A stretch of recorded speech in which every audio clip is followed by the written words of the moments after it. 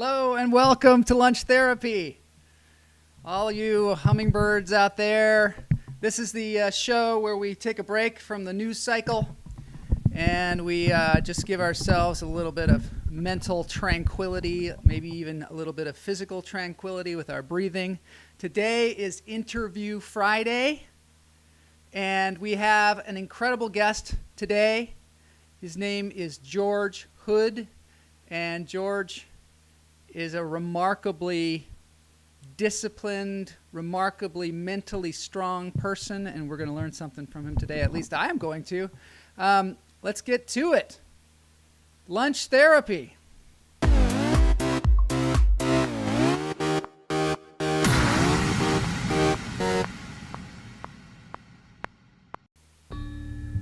All right, we got some people out there.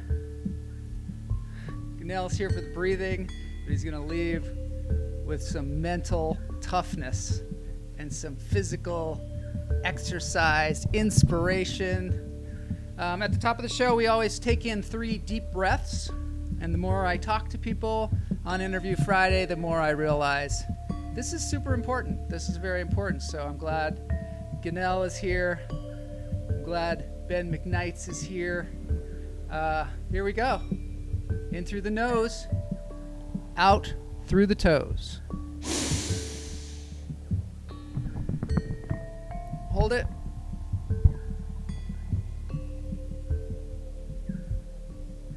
Let it go.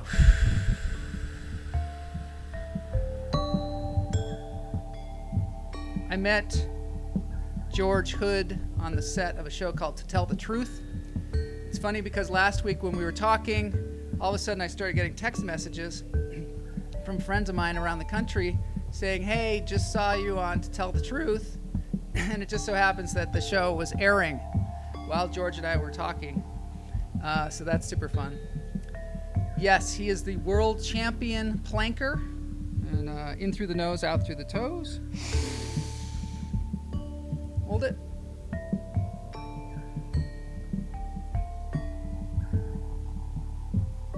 Let it go. A lot of you know me as a planker myself, a face dancer, which is a different kind of planking. It's where you just lie face down with your hands at your side.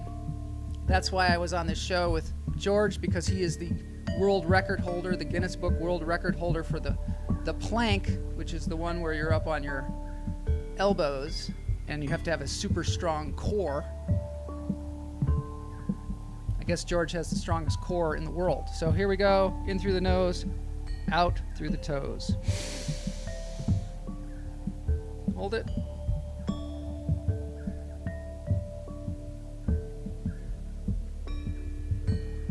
Let it on out. Let it on out. Shake it out. Shake it out. All right, here we go. Yeah, so you can see George here. He's super fit. He's 62 years old. Last week we had Tony Horton on the show, who is also 62 years old and incredibly fit. George is perhaps the next Jack LaLanne. Behind me is the episode. I'm just going to show you a little bit in the background here of the show that we were on. There's George. And Mary says, my physical therapist makes me plank for 90 seconds. Yes, 90 seconds. You'll see the most that I can do is 5 minutes. I don't know. So here we go. Ladies and gentlemen, the world champion planker, George Hood. Hello, George Hood. Hello, Joe. Hi. I'm here with George Hood. He and I met on the set of To Tell the Truth game show. He is the world champion planker. He holds many world records, including the Guinness Book of World Records record for planking the longest amount of hours. I had to learn a lot about George because I had to be an imposter and pretend that I was him. And that's a really interesting thing. So yeah, it was me and a woman who was on American Gladiator and we were the imposters. George was the real person. George is this incredible person, and I'm just really glad to have you here, George. Well, it's a real pleasure. I'm glad you reached out. The circumstances that we met under make this even more special. Yeah. Truly. It was interesting because they actually would quiz us. They'd ask us questions, and we'd all have to sit there like at a table backstage and answer questions until they were like, okay, that's good. We can do it. Really interesting process. Yeah. So George, I wanted to talk to you about, first of all, like how you became the person that you are, which I don't know. I mean, you have like an incredible, you have an incredible ability to withstand pain. You have an incredible tenacity. You have an amazing, I would think that you are very, very disciplined. This is what I would guess. Have you been doing fitness all of your life since you were young? Well, it started probably growing up back in Pennsylvania, and I grew up in a household that was adequate. It was fine, but nothing ever seemed good enough for my father. Yeah. And so that probably started it very early on. That was embedded in me for many years until I was commissioned as a Marine officer and then graduated college. Was your father in the military as well? Oh, he was enlisted in the Army back in the day. Yeah. But he just had very high standards for you. Is that it? Well, he tried as best he could. I don't fault my father. We don't have much of a relationship to speak of now, and that's okay. I turned out okay, but it was just, looking back on, I just would never raise my sons that way. I tried not to follow his example on some things, yeah. But it wasn't all bad. It wasn't violent or anything or abusive, certainly by any means, but it is what it is. But I went on and moved to California with the Marine Corps and left the Marine Corps. And after about 4 years active duty, which most of us did back at that time, got into my federal law enforcement career as an agent with NCIS, and then moved over to DEA. Wow. And retired from DEA several years ago. Do you think that that's what gave you your discipline, the Marines, and working in the... Yeah, because training was always a part of the Marine Corps. I mean, I remember in college, just the physical fitness test, the PFT was the thing you had to pass, because that was the first impression that many of your troops would have when you stand before them. Fitness has been woven throughout my career for the most part, and I enjoy it. Yeah. When I train, I don't have to buy gas. I don't have to worry about anything. I can just take care of myself. It's fun for me, and it's challenging. And then I started getting into what can I do? The challenges, the various world records, and so forth. Yeah. And that's where it started. Do you consider yourself a very competitive person? Yes. Yeah. I can flip that switch really any time that I need to, because it's a matter of... One of the things that I'm really interested in with you is your mental state. Sometimes I say, a lot of times as a performer, you have to get your head right. And by that, I mean, you have to get into a state where you can go out on stage, you can perform, you cannot be incapacitated by your own insecurities, and you have to have a lot of confidence. And so as a performer, I'm always trying to look for the next level of that. And it seems like you have achieved a very, very high level of that. You bring up a very good point. That's a subject entirely for another day, honest to gosh. It is, because that whole mindset component that you speak of. You're exactly right. We get paid, so to speak, to show up every day doing what we do best. Yeah. And when I go on the stage, my platform, to execute that world record, that's game day. And I have to make sure that nothing is going to make me go sideways. That my head's in the right place. And I have a coach that helps me with that. She's very good. She came all the way from Australia, Renee Cobley, to help me navigate my way. It's about 6 months before up through the event. And that's very important, because a lot of people don't have that cognitive component nailed down, and they'll freak out. There are some people that haven't been in front of a crowd, and they'll train all year long to set a world record in their garage. They get up on a stage in front of at a venue that's got hundreds of people coming and going, especially if it's a long attempt like mine traditionally are. That freaks them out. They get Yeah, stage you fright. can't let your energy dissipate or leak into Right. some kind of nervousness. That's right. That's all your energy is going to go. You won't make it. And the same thing, it's well, in your what you do, Yeah. it's like stage fright. Yeah. You got to overcome that. And some people can't. And if your head's not in the right place, you go out there, you got to be on top of your game. Yeah. You walk out there with the confidence that you're there to entertain. You're doing what you do best. And they expect that from you. It's your job. I know one of the things about being an actor or being a stand-up comedian is just before you do it, sometimes you could be in a terrible mood and be like, I don't feel like being funny today, but you have to switch on the switch and go, here I am. You know, you got to be able to do that. You got to be able to do that right away. And you got to be able to do it at the drop of a hat, because you never know what's going to happen in your life. Now, I want to get this clear. You held the plank for 10 hours, 10 minutes, and 10 seconds. Is that the maximum amount of time that you did? That's the longest I did it. That's a separate standalone record. That's the international world record. Yeah. For the I just want to let longest male plank at 10, 10, 10. That was talking about here. 10. Yeah, that was 10 minutes and 10 seconds. You know, that was set number one. That was part of a double world record attempt in 24 hours. That was part of the first ever 24-hour marathon. Yeah. Where the objective was to see how much plank time a human being could accumulate in 24 hours.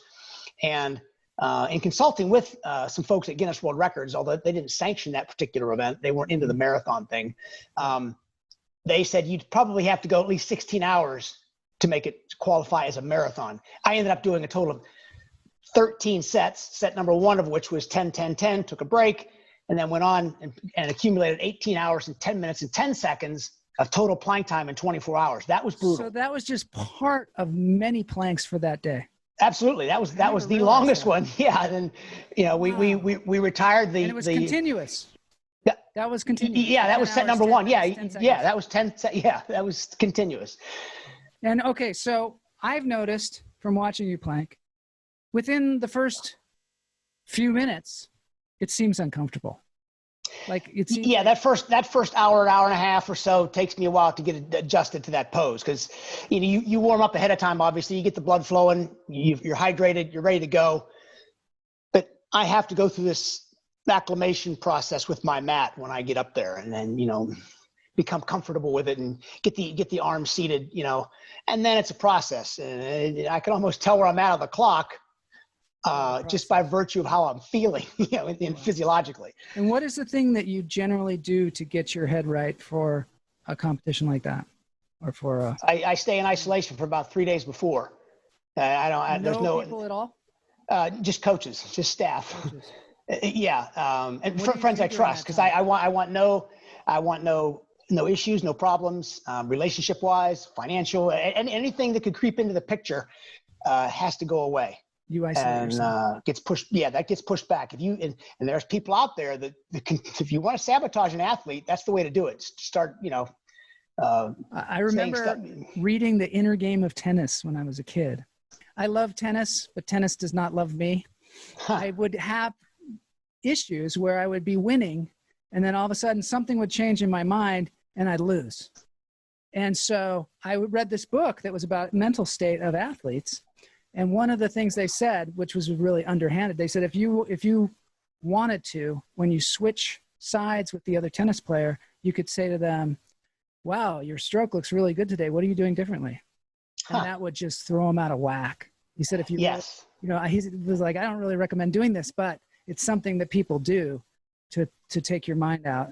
And all of a sudden your attention goes on like, oh, what did I do differently? Exactly. And it falls apart. So you surround yourself with good friends, good people that you trust. That inner circle is very, very important. And I've learned that now, out of 16 record attempts, I've only been successful on 13 of them. So I've learned my lesson. I've had failures, they were all learning experiences, which helped me to move on to the next level.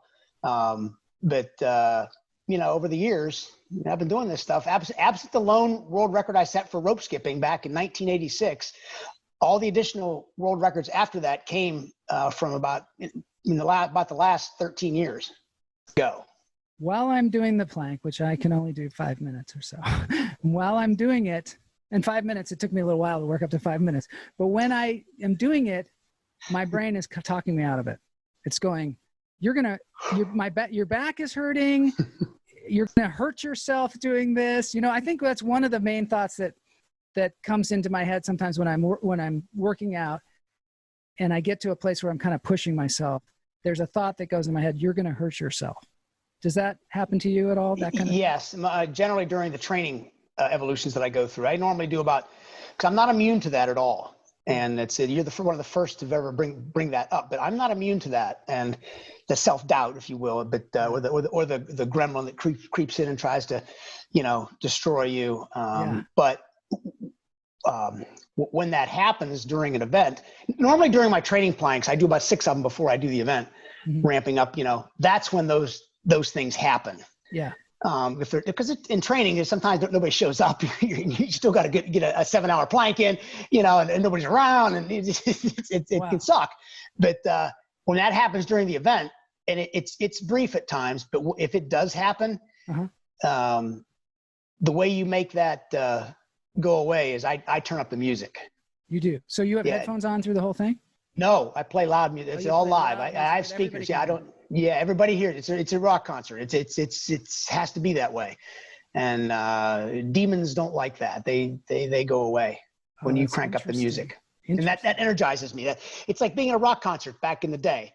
Yeah. When Bachman Turner Overdrive or Foghat or Motley Crue would go into an arena or a stadium and they pack it full of 60,000 people on a baseball field, just cheering, and the power coming from those speakers, and the sound they put out. That's driving, brother. I'm telling you. Yeah. Oh yeah. It makes you so inspired sometimes to listen. Yeah, and you look at the videos that they do. They're on YouTube, and you can see they're loving it. They're enjoying that stuff, that interaction, and that's what I try to replicate at my events by playing that music. It's like a concert, and that energizes me. And if the people say, "Holy, I haven't heard that song in years," and they're into it, crank it up even more, that'll get me going. That is a great idea.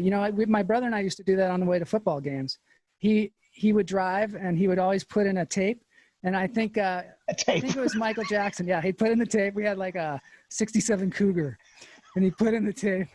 And we play Michael Jackson, Beat It, and we play that whole album all the way to the stadium, and then we get out and we would not talk.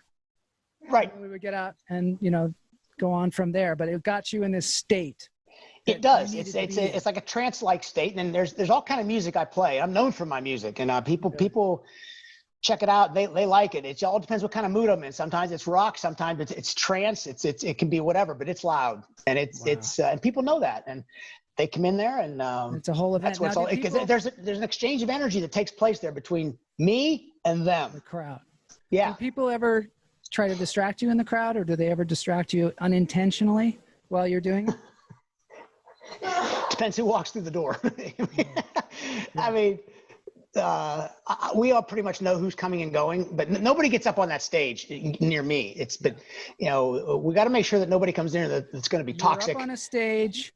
Yeah. On a platform. A platform. You've got a mat, and you've got a special concoction underneath your arms, right? What do you do under your arms? It's a lambskin. Lambskin under your arms, because that's one of the points that starts to really erode as you're doing that in training. Yeah. And you can only heal it so much, but you're going to suffer there. Absolutely. And what about your toes? The toes seem to hold up fairly well, especially in an indoor venue. Outdoors, when I did some of the ones in California and the event we did on the Midway in San Diego, because of the heat, that mat gets a little warm, and sometimes so that they'll put they'll just spray ice water down there, and that helps. So I also remember you said that you had 2 women sit there and talk. Is that something you still do? Mm-hmm. Yeah, they're good at what they do. Are they the same people every time? No. Different people? I recruit different ones. One of them was Renee, who came in from Australia, and Karen Coffey had been with me. She had event experience before.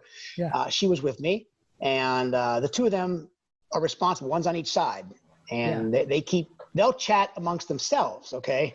Uh-huh. And sometimes I pick up on that stuff, because when you're in the plank pose, your hearing becomes very acute. You hear everything. Really? Oh yes. Your hearing is enhanced when you play? Oh, absolutely. Oh, absolutely. Because you want something to do, right? So I'll listen to their chatter. So they'll chat about all kind of stuff that makes nonsense. It could be about sex. It could be about boys. It could be about women, this doing that. I mean, it could be about anything. that'll get my attention. And you eavesdrop.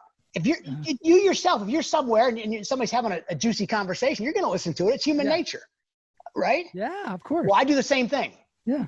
So and that before you know it, that passes time. Yeah, you're basically looking to take your attention away from the pain. We call it disassociation from the reality of the clock. And yes, so that I don't have to think about how sore I am. Yeah, yeah. I know. I mean, obviously, in anything, like if you work at a job and it's really boring and you're looking at the clock all the time, it always takes a lot longer. You want to find some way to get yourself involved in what you're doing, or some kind of music or something. And in this, it's just a very extreme version of that. Absolutely.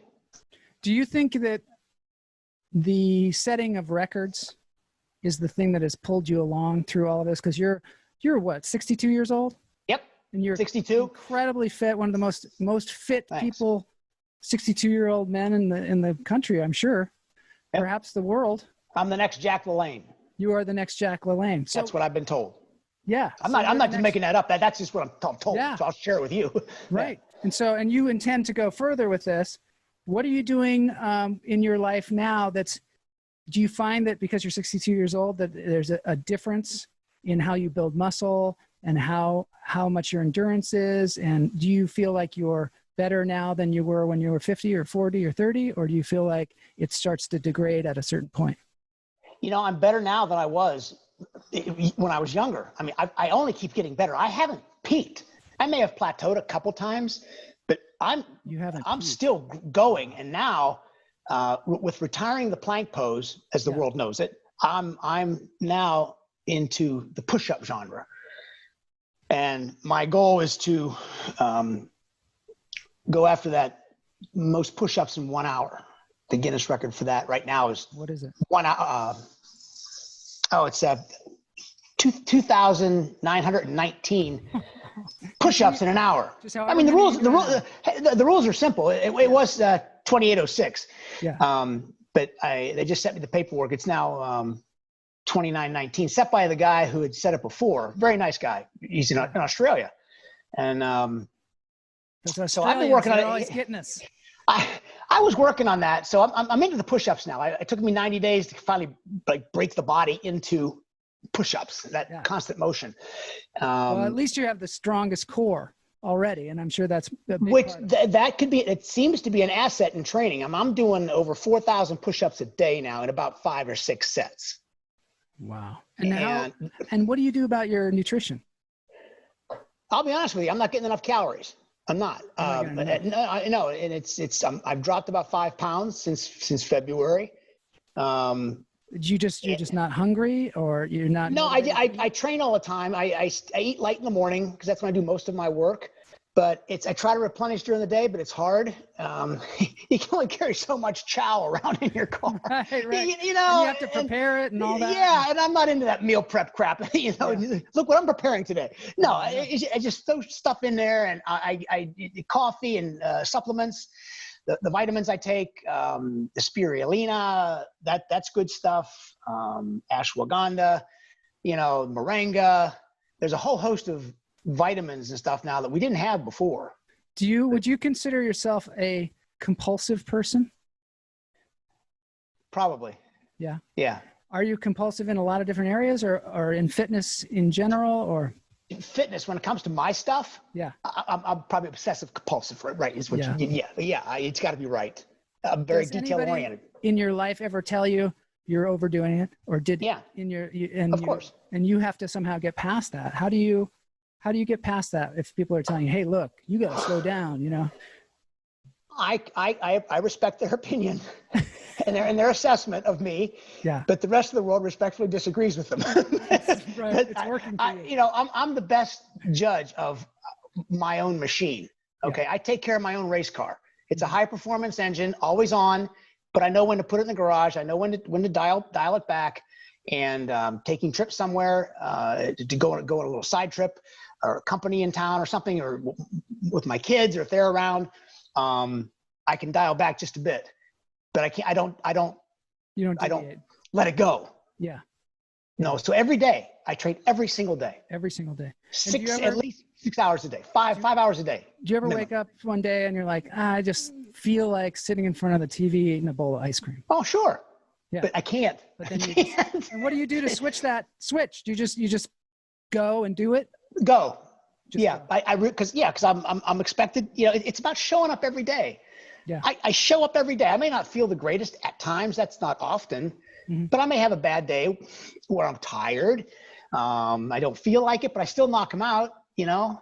Do you ever have people say, hey, you know, you need to heal your body. You can't work out every day.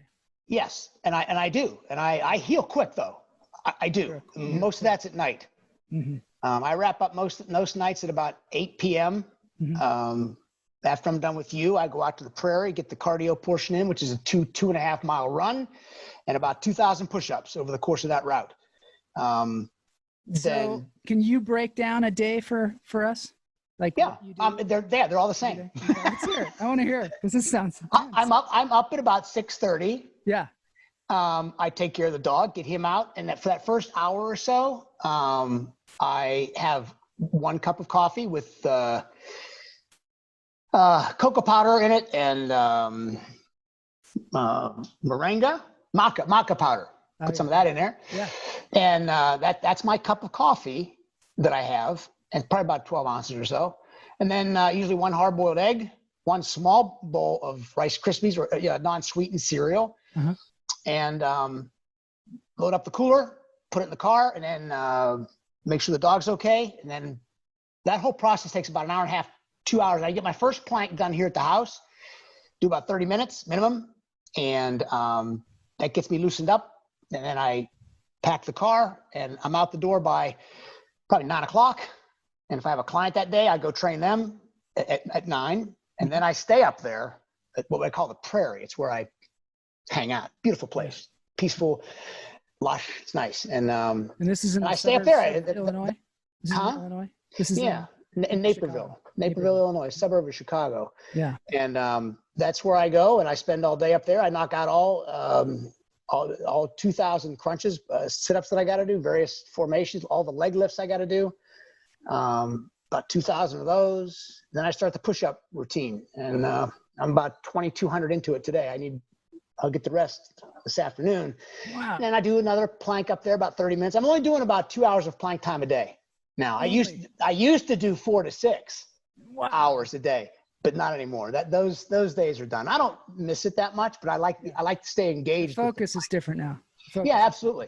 And then I'll take a break at about 1 o'clock, go get coffee at the gas station, and have a snack, usually oranges or something that I have in the cooler.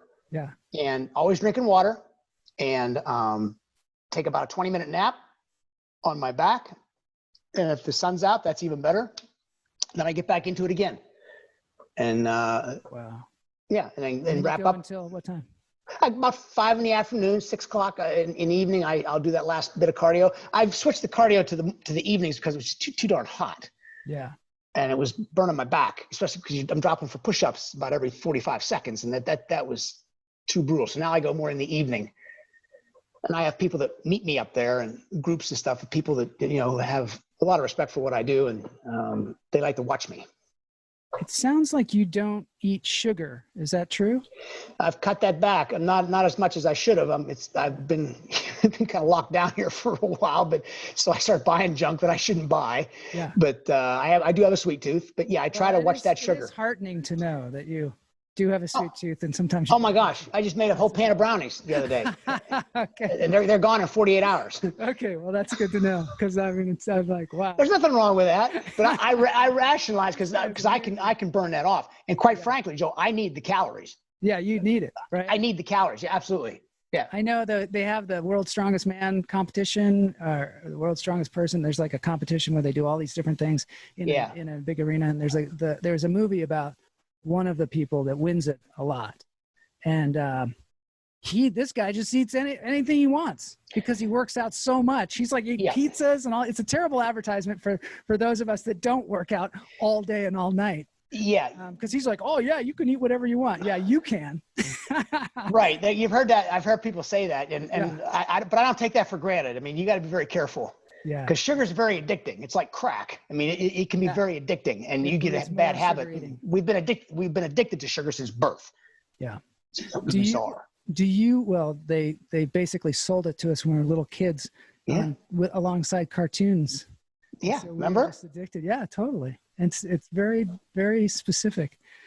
So you're saying that you can keep going. You think, like, have you had any health issues or anything? Or do you think because this regimen that your body is just I think strong? this regimen keeps me healthy and fit. I keep it simple. And that's what I impart to clients. That's why they gravitate to my way of doing business, because they want to do the stuff I do. Yeah. They want to do the certain combination drills that nobody else can do because they don't have the muscular endurance. They may look like they can do them, but when I put my money on the table and say, drop down, let's see if you can do this drill. It's only 3 minutes of your time, and they can't make it.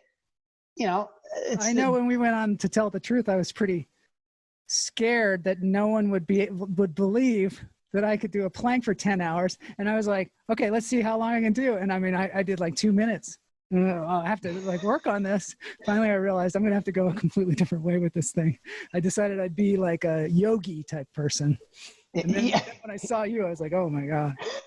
George Lopez picked me though. So that's good. Yeah, he did. And that was hilarious because you planked then for the rest of the episode. That was cool to be able to engage with the audience. And that was an idea I had suggested to the producer when she was, bringing me aboard. And I said, why don't you try this? They liked it. And they're not the only one. There are others. They were really cool though. The producers were really cool. Absolutely. Like I said to them, okay, I'm going to face dance on the whatever podium that was out there. And they were like, cool, go for it. And I said, do you think it's going to break? And they were like, I don't know. I remember. They probably were hoping it might. That could be fun. That was a tremendous experience. That really was. That was a lot of fun. Yeah, wasn't that fun? That was super fun. Okay, I'm going to have to wrap it up here. But do you have any like a website or something where you train people, or do you have any kind of no, people that want to train with me know how to get a hold of me. It's like anything else. It's like anything else you really want, right? Yeah. And I work with those people who some are inspired to want to reach out and set goals, and maybe achieve a world record. I'm working with a girl in the Philippines right now who's probably next in line to set the women's record. Really? So people follow me on Instagram. That seems to be my platform of choice right now. Okay. They're on Facebook, it's Hood 4663. They'll find me. It's a public page. Yeah, you're easy to find. Yeah, but it's the people just need to stay inspired. Don't give up hope. As crappy as one's life might seem at times, it's really not.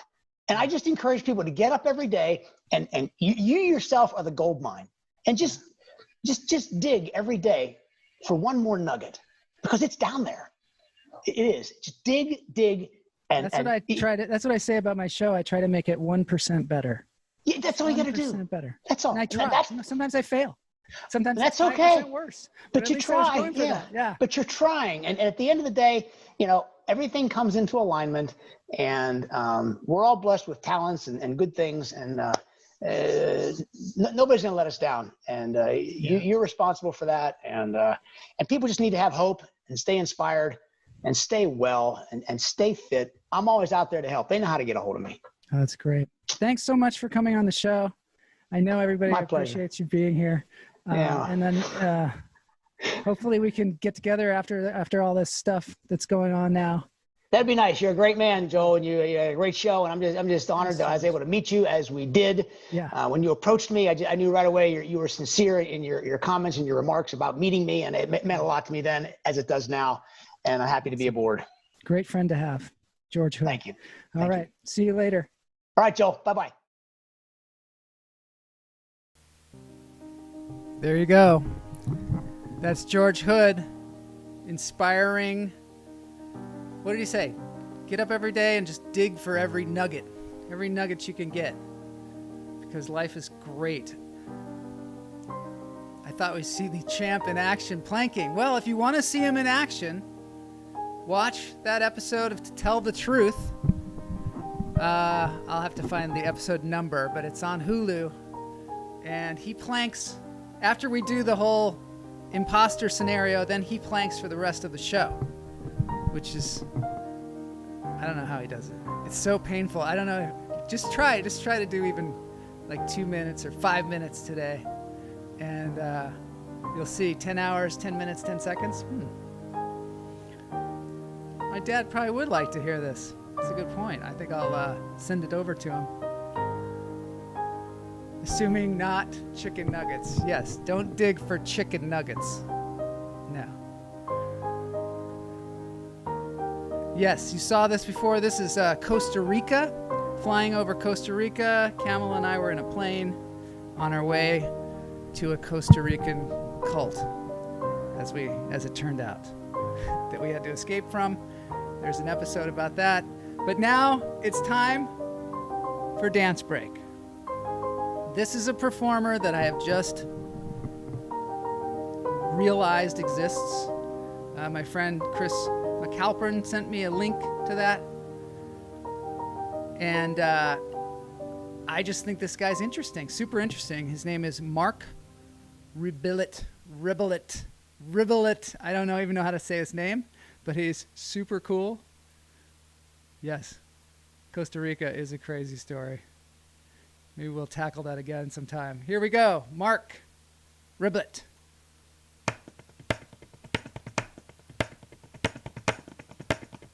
Yeah. Thank you. Thank you, Rural Votes. Yeah, we'll revisit the Costa Rican cult. The crazy stories. We're going to continue crazy stories because it's super fun, and we're going to do it as a segment. We got some people coming on next week. Tommy Hinckley, Tommy Sowards, all the Tommies.